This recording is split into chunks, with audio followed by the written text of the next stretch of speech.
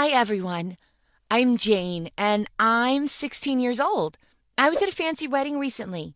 It was like an English lord marrying a king's daughter. But then I messed it up when I yelled out one short sentence. Worst of all, I'll have to pay for it. But to understand this, I need to start from the beginning. My mom had a wedding business. She was involved in the planning of weddings, from the search for a venue and decor to working as an administrator at the event. Unfortunately, we didn't have many clients, so my mother made very little money. And life was pretty hard. Plus, our family was just mom and me, and we didn't have a father figure around to help us. But this only made my relationship with my mother better. Since childhood, I've helped my mom with decor, invitations, and other little stuff, and I've always loved doing it. When I grew up, I became more involved with the organization process, and I just fell in love with this profession. Of course, I was constantly in contact with happy and loving people who charged me up with positive vibes. And recently, we had clients who we just loved working with, but they also paid us a huge amount of money. They were a lovely couple, Dan and Joan. They were young, passionate, and they came from very wealthy families. At our first meeting, they described their vision, and we realized that it would be the wedding of the century. Oh my God, they wanted to rent a luxury hotel and expensive limousines, and they wanted Lana Del Rey for music. By the way, like if you love her too. In addition, the food would be prepared by a chef from a Michelin-starred restaurant, and a huge film crew would shoot the whole wedding. In short, it was madness. I mean, in a good way. These people loved each other so much that they didn't spare any expense. To be honest, I was a little jealous of the bride because she was very lucky to be with Dan. I wish I had a boyfriend like that. Okay, I got distracted for a second. So my mother and I got to work. The two of us worked as if we were a whole office of employees. Calls, correspondence, emails, meetings. We didn't have enough hands to do so many things at the same time, but my mother and I knew exactly what we were working for. On our fee, just from this wedding, we could live comfortably for a whole year. Plus, the planning of this type of wedding could be a great addition to our portfolio, and it could give a new life to my mother's business. So it was worth it. But in the process, I accidentally witnessed a very strange scene. I was on my way to Joan's house to give her a box of special wedding invitations. As far as I knew, they were for very important people who were going to be invited in person. So I was driving through this super expensive neighborhood, and I was headed to her house. Security let me in through the gate, and I saw Joan in the distance. But she was not alone. When I got closer, I saw that she was passionately kissing some guy near his car, and it wasn't her fiancé. My eyes were like bowling balls from surprise, and as I approached them, Joan noticed me and realized I'd seen everything. There was a very awkward pause. A second later, this guy got into his car and quickly drove away. I started to mumble something about the box and the invitations, but Joan cut me off abruptly. I swear to you, she turned into the devil himself for a second. She grabbed my arm hard and looked me straight in the eyes.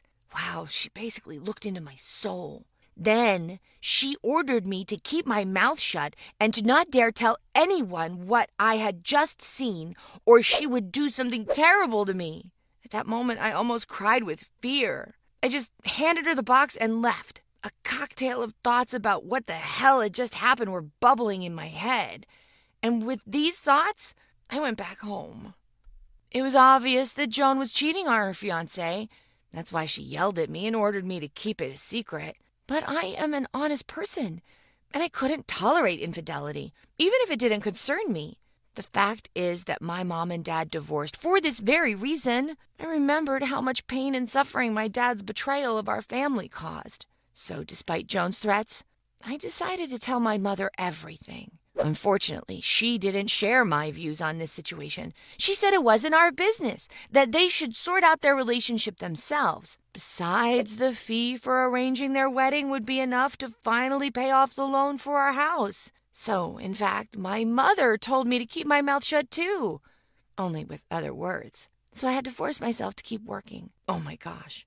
It was very awkward. Time after time, Dan and Joan came to our meetings.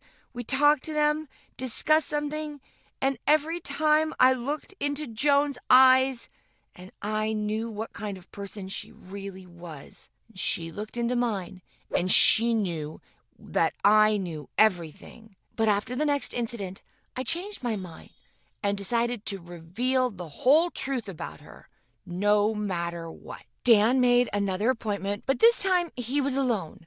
As he said, it was a matter of special importance and it had to be kept secret. Another secret. That's just great. That's exactly what I needed. Dan asked us to arrange a gift for his future wife. It's a honeymoon. Even though it wasn't our main job, my mother agreed to help arrange the trip. And not just a trip, but a 2-month tour. First, the Paradise Islands in Indonesia, then a ski resort in the Alps, and the final destination was on the Azure coast in Nice. It was just a dream. And the worst of it was that Dan was going to give this gift to a girl who was cheating on him. He was willing to pay tens of thousands of dollars to please this scoundrel. I almost exploded with anger and wanted to tell him everything right away. But my mother understood my intentions and kicked me out of the office. Of course, she did it for the money. She would get a fat wad of money again for arranging this honeymoon. After that, I had a big fight with her. Mom told me to put aside my stupid principles and to just do my job because we were doing it for the good of our family. And she would never be able to forgive me if I screwed it up. Hell, everyone was against me. And then I decided to drop everything, end this damn wedding, and forget it like a bad dream. So the wedding day came. Everything was ready. Tables were set in the hall, waiters everywhere with refreshments, and guests in tuxedos walked around the room and talked to each other. I swear to you, I recognized one of the guests from his billboard that was asking people to vote for him in the last election. Some big shot. I worked as a hostess and welcomed the arriving guests. Soon the limousine pulled up and the guests began to warmly greet the people that everyone had gathered together for. The applause was too loud while Dan and Joan walked into the hall. But then the groomsmen and bridesmaids started coming out, and then I just froze in surprise because one of the groomsmen was the guy who was kissing the bride when I came to her house. Worst of all, it was Dan's brother. Brother! My God, what was wrong with these people? That was the last straw of my patience, so I quickly walked over to Dan and said we needed to talk urgently. We went into the staff room, and I blurted out the truth about his fiancée and his brother. He started to calm me down and tell me that that was impossible and that I should forget about it and focus on the wedding. Then he left me alone. But I couldn't let those horrible people fool him, so a second later, I came out of the room and shouted at the top of my lungs that Joan had cheated on her fiancé with his brother. And then there was that pause.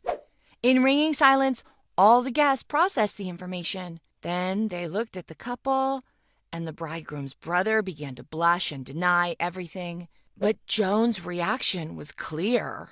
Everyone who was present understood that this was true. Perhaps some even guessed it. Then the chaos began. Someone shouted at them. Some swore terrible words. Others tried to calm them down. But this only added fuel to the fire. At this point, my mother quickly took me away and began to just destroy me. I've never seen her so angry. And I could understand it because I'd just messed up a lot of work and robbed us of a lot of money. But I had a sense of justice because I did all this at the call of my heart. And as it turned out, I shouldn't have done it after all. A few days later, Dan came to our office. He looked very sad, but he didn't care that Joan was cheating on him. As it turned out, he was well aware of this. The thing is, the whole marriage and this wedding was just a sham. Their parents had agreed to this years ago. This event was supposed to create an alliance of two large and wealthy families, literally, as if they were in the Middle Ages. Dan and Joan didn't love each other, and they never had a real relationship, but they had no choice. So he didn't mind his brother dating his fiancée. Moreover, Dan had a mistress, and the trip that my mother and I had arranged was for her. But now everything was ruined, and both their families found out about the deception. It was a huge blow to their reputation because all this drama happened in front of them. But the moral damage was only half the puzzle. A huge pile of money was invested in this wedding, and since it was our fault that it was destroyed, we had to make amends. The thing I decided to blurt out just ruined my mother's and my life. I don't know how many years we'll have to work to recover such a large amount of money. I don't know if my relationship with my mom will ever be the same. She had told me how to behave from the beginning. Do not interfere in other people's relationships, guys. This could turn out very badly for you. Well, that's it for me. Thanks for your attention. I could use a few words of encouragement right now.